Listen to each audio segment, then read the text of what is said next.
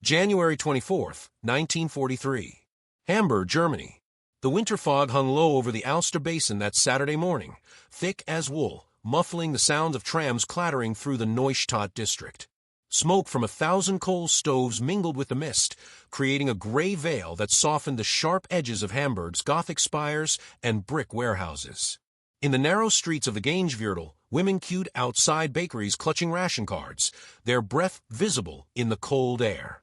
Children played between the timbered buildings, their laughter echoing off cobblestones worn smooth by centuries of commerce. The city smelled of salt water and industry, of coffee substitutes and ersatz soap, of a nation 4 years into total war, but still standing, still defiant. Hamburg had been bombed before, everyone knew the drill, the sirens, the shelters, the all clear. But on this particular morning, as dockers loaded U-boat parts onto barges and Nazi officials reviewed production quotas in the Rathaus, no one could have imagined that within 6 months, this city of 1.8 million souls would become the site of the most catastrophic bombing campaign in human history up to that point, an inferno so complete that it would create its own weather system, a firestorm that would consume 8 square miles of urban landscape and forever shatter the myth that any German city was invincible. Hamburg was not just another city. It was the Reich's gateway to the world, Germany's largest port, a sprawling industrial fortress where U-boats slid down the slipways of Blom and Voss, where refineries processed crude oil into aviation fuel, where factories stamp out everything from ball bearings to bomb sites. The city's importance to the Nazi war machine cannot be overstated. Albert Speer, Hitler's armaments minister, would later write that the loss of Hamburg's industrial capacity represented a potential turning point in the war, a wound from which Germany might not recover. The Nazi propaganda machine had spent years reinforcing the image of Hamburg as unconquerable, protected by the most sophisticated air defense network ever constructed.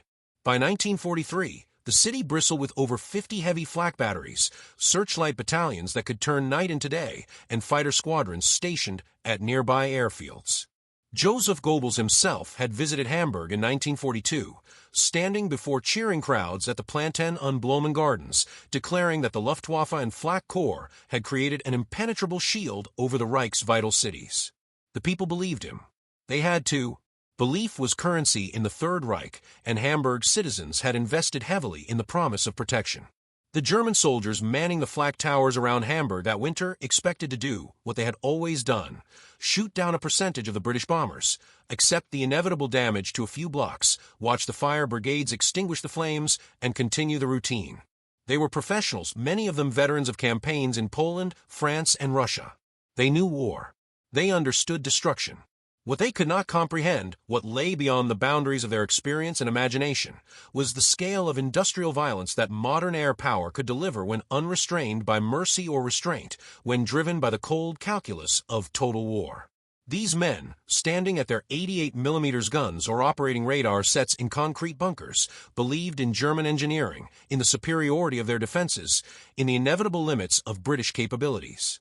They had been told repeatedly that the enemy lacked the strength, the technology, the will to deliver truly decisive blows. They scanned the winter skies with confidence born of doctrine and indoctrination. They were guarding an invincible city. The historical record reveals a different reality. British Bomber Command, under the leadership of Air Chief Marshal Arthur Harris, had spent 2 years refining the techniques of area bombing, learning through bitter experience how to concentrate force, how to overwhelm defenses through sheer numbers, how to create conditions that would amplify destruction beyond the capacity of any fire service to control. Harris, nicknamed Bomber by his crews and Butcher by his critics, was a man possessed of absolute conviction that strategic bombing could break Germany's will to fight. He had watched London burn during the Blitz. He had studied the reports from Coventry, from Plymouth, from every British city that had suffered under German bombs. Now, with growing fleets of 4-engine bombers, Lancasters, Halifaxes, Stirlings, and with new technologies like H-2S ground mapping radar and window metallic chaff strips to blind German radar, Harris believed he finally possessed the tools to deliver on his promises. Hamburg, codenamed Operation Gomorrah, would be his proof of concept, his demonstration to Churchill, to Stalin, to the world, that air power alone could smash the Nazi war machine. The operational plans took months to develop. Intelligence officers studied photographs, maps, weather patterns, industrial layouts. They identified the densely packed medieval core of Hamburg, where timber-framed buildings stood shoulder to shoulder, where narrow streets created wind tunnels, where the conditions for a self-sustaining firestorm existed if the attack could be properly orchestrated. The plan called for a series of raids over 10 days, alternating between RAF night attacks and use-off daylight precision bombing, maintaining constant pressure, preventing recovery, overwhelming the civil defense systems. The bomber crews who would execute this plan were told they were targeting war industry, but the targeting maps showed something else: residential districts, working-class neighborhoods, areas chosen not for their military value, but for their vulnerability to fire. This was terror bombing dressed in the language of military necessity, and everyone involved knew it, though few spoke the words aloud. July 24, 1943. The weather finally broke. The meteorologists reported clear skies over northern Germany, warm temperatures, low humidity, perfect conditions for both bombing accuracy and fire spread. In eastern England, across dozens of airfields scattered through Lincolnshire, Yorkshire, and Norfolk, ground crews labored through the afternoon loading bombs into the bellies of 791 aircraft. The bomb loads were carefully calibrated for maximum incendiary effect, a mix of 4,000-pound high-explosive blockbusters designed to blow off roofs and shatter windows, followed by tens of thousands of 4-pound incendiary sticks filled with thermite and phosphorus. The blockbusters would expose the interiors of buildings, the incendiaries would set them alight. It was a formula refined through practice, a science of destruction. As twilight fell, the crews gathered for final briefings. They learned their target, saw the routes marked on maps, received the latest intelligence on flak positions and fighter activity. Some wrote letters home. Some played cards. Some sat in silence, smoking, watching the summer darkness gather. At 10 o'clock, the first engines coughed to life. The people of Hamburg had no specific warning. The sirens wailed regularly. This was the summer of 1943, and air raids were part of the routine. When the alarm sounded at 12 minutes past midnight on July 25th, most residents followed the established procedures. They gathered their emergency bags, their documents, their valuables. They herded children toward the shelters, the deep bunkers for those lucky enough to live near one, basement cellars for most others. The flak crews raced to their guns. Searchlights stabbed upward, probing the darkness. Then something unprecedented happened. The radar screens, which had been showing the approaching bomber stream with crystal clarity, suddenly erupted in a blizzard of false contacts. Thousands of echoes appeared simultaneously, multiplying, overlapping, rendering the radar operators blind. The German defenders did not know they were witnessing the combat debut of window, simple strips of aluminum foil cut to precise lengths to reflect radar waves. British scientists had developed the technology months earlier, but had delayed its use, fearing the Germans would copy it. Now, driven by operational necessity and confidence in their lead, Bomber Command had finally deployed its secret weapon. The effect was devastating. The radar-guided flak fell silent, unable to distinguish real bombers from phantom echoes. The night fighters circled uselessly, their controllers unable to vector them toward targets. Hamburg's vaunted defenses, so carefully constructed, so loudly praised, had been rendered impotent by strips of aluminum foil that cost pennies to produce. The bombs began falling at 17 minutes past 1 in the morning. The Pathfinder Force, the elite marker squadrons, went in first, dropping colored flares over the aiming point in the Billwerder district east of the city center. Then came the main force, wave after wave, each bomber running straight and level for 30 seconds over the target. Bomb aimers crouched over their MK. 14 sights, watching the fires below grow brighter, more concentrated. The high explosives fell first, their detonations sharp and violent, collapsing buildings, cratering streets, severing water mains. Then came the incendiaries, tumbling down in clusters, breaking apart, scattering across rooftops and into the exposed interiors of damaged buildings. Within minutes, thousands of fires were burning.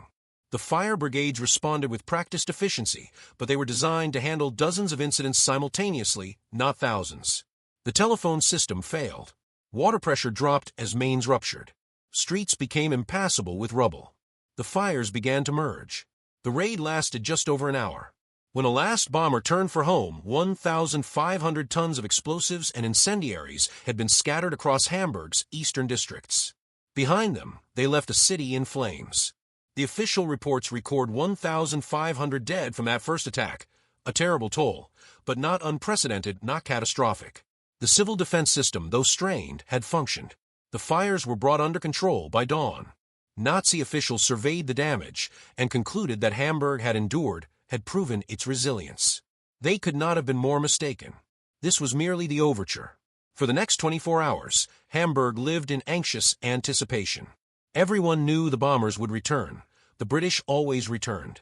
Fire crews worked frantically to clear debris, restore water pressure, evacuate the wounded. But on the night of July 25th to 26th, no bombers came. The Americans attacked in daylight instead, sending B-17 flying fortresses to strike the U-boat yards and oil refineries with precision bombing. The flak crews, still struggling with their blinded radar, fought back fiercely, shooting down 15 bombers. But the raids continued to drain resources, prevent recovery, maintain pressure. July 27, 1943. The temperature in Hamburg reached 91 degrees Fahrenheit that Tuesday, unusually hot for northern Germany. The humidity was low. No rain had fallen in days. The city's buildings, many damaged in the first raid, stood under the summer sun like tinder awaiting a match. That evening, as twilight faded into darkness, the air raid sirens began their familiar wail once again. The people descended into their shelters for the third time in 4 nights. They were exhausted, frightened, but still fundamentally unaware that they were about to experience something unprecedented in human warfare, a phenomenon so terrible that it would acquire its own name, der Feuersturm, the firestorm. At 2 minutes before midnight, the first bombs fell on the Hammerbrook, Rothenburg-Sort, and Borgfeld districts northeast of the city center. These were working-class neighborhoods of densely packed apartment blocks, 5 and 6 stories high, their courtyards choked with wooden sheds and coal stores. The population density was among the highest in Germany. In some blocks, over 1,000 people lived within a few hundred square meters. The bomber stream, 787 aircraft strong, had been meticulously briefed to concentrate their loads within a precisely defined rectangle, creating the highest possible density of fires in the shortest possible time. The execution was nearly perfect. Within 20 minutes, the entire target area was ablaze. What happened next defies simple description, challenges the limits of language to convey. As hundreds of separate fires merged into one vast conflagration, the heat became so intense that it created its own meteorological system. The rising column of superheated air, some estimates suggest temperatures exceeded 1,500 degrees Fahrenheit at ground level, created a powerful updraft, a chimney of fire reaching thousands of feet into the sky. This updraft pulled in air from the surrounding areas with increasing force, creating winds that grew from strong breezes to hurricane-force gusts of over 150 miles per hour. The winds fed more oxygen to the flames, which burned hotter, creating stronger updrafts, pulling in more air, in a self-reinforcing cycle of destruction. Trees were uprooted. Streetcars were overturned. People attempting to flee were picked up by the winds and hurled into the flames. The air itself became unbreathable. Those who survived in shelters often died from carbon monoxide poisoning or from the heat that baked the oxygen from underground rooms, suffocating everyone inside without a visible flame ever reaching them. The accounts of survivors, collected in the weeks and months afterward, read like descriptions of hell itself. A fire brigade officer named Hans Brunswick, who had fought fires throughout the war, recorded his experience. The firestorm was like a force of nature, a hurricane of fire. We could not approach within 300 meters of the flames. The heat was unbearable even at that distance. We watched buildings simply disintegrate, collapsing into themselves as if made of paper. The roar of the wind and flames was so loud we could not hear our own shouts. And everywhere the smell, burning wood, burning rubber, and something else, something we did not want to name. Another witness, a schoolteacher named Else Wendell, described attempting to reach a public shelter as the firestorm developed. The street was filled with a hurricane wind, glowing sparks everywhere, like a snowstorm, but made of fire. The heat pressed against my face, like an oven door, suddenly opened. I saw people burning, running, falling. I saw a mother on fire, still holding her child, both of them burning. The Hamburg police president, in his official report submitted August 1st, estimated that at the height of the firestorm, fires were burning across an area of 22 square kilometers. 8 square miles of urban landscape transformed into a single blast furnace. The fire brigades abandoned any attempt to fight the flames and focused instead on creating fire breaks at the edges, preventing the firestorm from spreading beyond the target area into the rest of the city. They succeeded, but only because the firestorm had consumed everything combustible within its boundaries. By dawn on July 28th, the flames had begun to subside, not because they had been extinguished, but because there was nothing left to burn. The death toll from the firestorm of July 27th to 28th would never be precisely known. Bodies were incinerated completely, leaving no trace. Entire families died together in shelters. Refugees who had fled from other bombed cities perished without registration or record. The official Hamburg police report, compiled months later, listed 40,000 dead from Operation Gomorrah, but most historians believe the true figure was higher, possibly exceeding 45,000 from a firestorm alone. In a single night, more German civilians died than in any other single air raid of World War II, more than would die in the nuclear attack on Nagasaki 2 years later. The vast majority died by fire or suffocation, their bodies found in shelters in grotesque tableaus, families huddled together, people frozen in their final moments, reduced to ash and shadow. The bombers returned twice more, on July 29th and August 2nd, though these raids were anticlimactic compared to the firestorm. Much of what could burn had already burned. The August 2nd raid was scattered by bad weather and accomplished little. But the damage was done. When Nazi officials finally conducted a comprehensive assessment, the statistics were staggering. Over 300,000 buildings destroyed or severely damaged, 61% of Hamburg's residential buildings rendered uninhabitable, 900,000 people bombed out of their homes, approximately 40,000 dead, 37,000 wounded.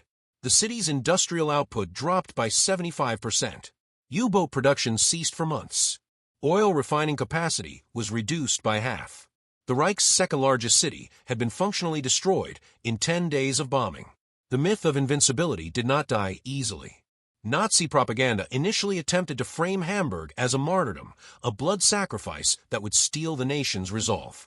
Goebbels himself visited the ruins in early August, touring the devastated districts with film crews in tow, shaking hands with shell-shock survivors, promising rebuilding and revenge. But privately, the leadership was shaken to its core. Albert Speer later testified that after Hamburg, he and others believed Germany had perhaps 6 more months before total industrial collapse if similar attacks continued against other cities. Hitler ordered the immediate expansion of the fighter defenses, the acceleration of jet fighter development, the construction of massive flak towers in other major cities. But resources that might have gone to the Eastern Front or to U-boat production were now diverted to defense, to the impossible task of making cities invincible against an enemy that could deliver 10,000 tons of bombs in a single night. What the German soldiers manning the flak guns around Hamburg expected was containable destruction, manageable casualties, the familiar rhythm of war they had known for 4 years. What they experienced instead was industrial-scale annihilation, the transformation of an entire city into a crematorium, the utter failure of their technology and training to prevent catastrophe. The psychological impact rippled through the Wehrmacht and the German home front. If Hamburg could be destroyed so completely, no city was safe. The shelter that had protected your family last week might become an oven this week. The reassurances of Nazi officials rang hollow when set against the evidence of your own eyes, the refugees streaming westward with tales of apocalypse, the columns of smoke visible from 50 miles away. The recurring symbol in the ruins of Hamburg was water, or rather, its absence. Fire requires 3 elements: fuel, heat, and oxygen.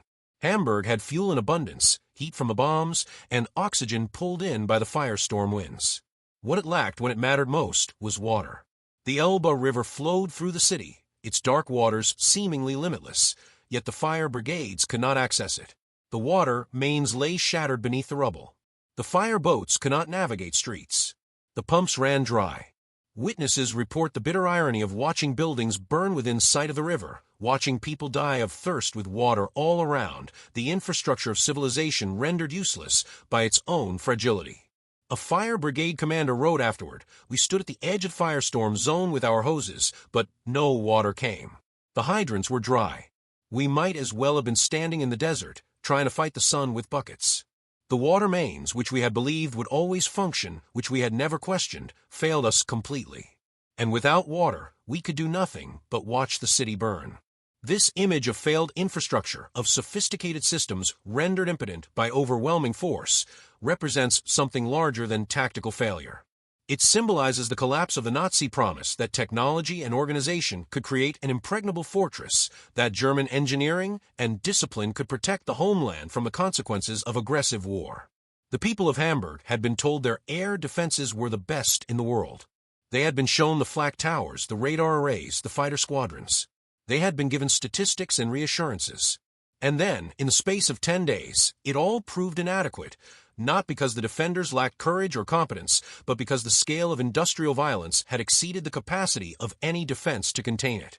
The dry hydrants of Hamburg became a metaphor for the dry promises of the regime, for the discovery that invincibility was a propaganda construct with no basis in material reality. The transformation was not immediate but incremental, a slow erosion of faith measured in bombed cities and broken promises. After Hamburg came Kassel in October 1943, where another firestorm killed 10,000. Then Berlin, attacked 16 times through the winter of 1943 to 44. Then Darmstadt, Brunswick, Heilbronn, Pforzheim. The list grew longer, the techniques more refined, the destruction more comprehensive. The German people who had cheered the Luftwaffe's victories over Warsaw and Rotterdam, who had accepted the reports of RAF losses with satisfaction, now learned what modern air war meant when they were on the receiving end. The psychological transformation was complex, fear mixed with defiance, grief with determination, but underlying it all, a growing understanding that Germany was losing, that the war they had been told was won would end in ruins. The soldiers who survived Hamburg, who pulled bodies from the shelters, who fought fires with dry hoses, who witnessed the firestorm, they carried those experiences with them to other fronts, to other battles. The myth of German invincibility, already damaged by Stalingrad, suffered another mortal wound at Hamburg. You could not stand in the ruins of the Hammerbrook district, where 100,000 people had lived and now only ashes remained, and believe in inevitable victory. The historical evidence, the official reports, the diaries, the photographs, the interrogations of prisoners and survivors, reveals a society in transformation.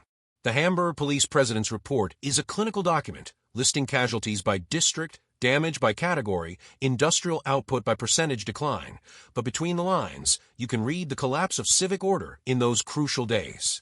Over 900,000 people fled Hamburg in the weeks after Operation Gomorrah, overwhelming the rail system, flooding into the countryside, carrying their trauma with them. The Nazi Party attempted to control the narrative, forbidding public discussion of casualties, censoring mail, suppressing photographs. But truth cannot be suppressed when it fills the air, with smoke visible for 100 miles, when it arrives on your doorstep in the form of a burned relative or a displaced neighbor with terrible stories. The Hamburg refugees became living witnesses to the failure of invincibility, spreading their knowledge across Germany like a contagion of doubt. The Allies conducted their own assessments. The British Bombing Survey Unit concluded that Operation Gomorrah had succeeded beyond expectations, validating Harris's theories of area bombing, demonstrating that sufficiently concentrated attacks could overwhelm any defense. The American analysts were more ambivalent, noting that Hamburg's war production recovered substantially within months, that the attack had not knocked Germany out of the war, that strategic bombing remained a complement to ground operations rather than a substitute. But both agreed on one point: the psychological impact had been profound. German civilian morale, though not broken, had been severely damaged. From the perspective of 1943, standing in the ashes of Hamburg, it would take nearly 2 more years for Germany to surrender, 2 years of intensifying bombing, 2 years of retreating armies and shrinking territory, 2 years of denying the inevitable. But Hamburg marked a turning point in perception, if not in fact. Before Hamburg, German propaganda could still credibly claim that the war was going according to plan, that temporary setbacks would be reversed, that final victory awaited. After Hamburg, such claims rang hollow. The city that had been promised invincibility lay in ruins, its U-boat yard silent, its refineries burning, its people scattered, its dead uncounted and uncountable. The promise had been tested and found catastrophically false. In the epilogue of the war, when historians and survivors look back to identify the moments when the outcome became inevitable, when defeat became visible to those willing to see, Hamburg stands as one of those markers like Stalingrad or Kursk when the trajectory became clear. Not because the military situation changed fundamentally, Germany was already losing by July 1943, but because the illusion changed, because what had been hidden by propaganda became undeniable in experience. The firestorm over Hamburg was visible from the Danish border, was felt as far away as Berlin, where windows rattled from explosions 60 miles distant. You could not hide destruction on that scale. The larger truth that Hamburg illuminated was this. In modern industrial warfare, there are no truly invincible cities, no populations beyond reach, no technologies that cannot be countered, no defenses that cannot be overwhelmed by sufficient force applied with sufficient ruthlessness. The promise of invincibility is always a political construct, a morale-building fiction useful in mobilizing populations, but divorced from material reality. The Nazi regime had built its legitimacy partly on promises of security. The Führer protects, the Luftwaffe shields the homeland, German technology guarantees victory. Hamburg revealed those promises as empty. The Führer could not protect you from 10,000 bombs falling in an hour. The Luftwaffe could not shield you when the enemy controlled the skies. German technology could not guarantee victory when the enemy's industrial capacity outstripped your own by factors of 2, 3, 4 to 1.